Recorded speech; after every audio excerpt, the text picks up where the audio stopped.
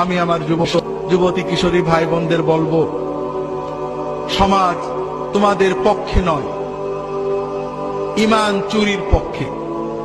পিতামাতা তোমাদের ছেড়ে দিয়েছেন, তবে অন্তত নিজেদের ভবিষ্যতের দিকে তাকিয়ে, দুনিয়ার ভবিষ্যৎ আখিরাতের ভবিষ্যতের দিকে তাকিয়ে নিজেরা সাবধান হও। দুনিয়াতে অপরাধ হবে, পাপ হবে, অন্যায় ভুল হবে, তবে দুটো বিষয় খুব ভালো করে মনে রাখো। নামাজটা কখনো ছেড়ো না।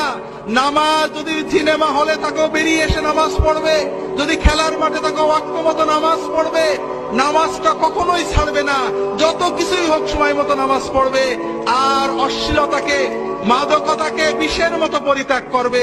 এই দুটো বিষয় যদি তুমি ঠিক রাখতে পারো, ইনশাআল্লাহ অন্যান্য ভুল ত্রুটি তওবা করবে, ভালো হবে, খারাপ হবে, এই নামাজ তোমাকে আল্লাহর পথে টিকিয়ে রাখবে। এবং ইনশাআল্লাহ তোমার বয়স যখন 50 হবে, তুমি নিজে অনুভব করবে এই দুনিয়ার জমিনে তোমার বন্ধুদের চেয়ে তুমি ভালো আছো। আর ইনশাআল্লাহ কিয়ামতের দিনে তুমি তোমার পিতামাতা সহ আল্লাহর আরশের নিচে তার ওলিদের সাথে মেহমান হয়ে যেতে পারবে।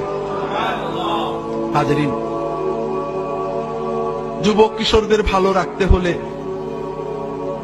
তাদেরকে আলেমদের কাছে নিয়ে যেতে হবে, মসজিদে নিতে হবে, দ্বীনি চেতনা তৈরি করতে হবে, লেখাপড়ার ভিতরে দ্বীনি চেতনা তৈরি করতে হবে। এগুলো সবই দরকার।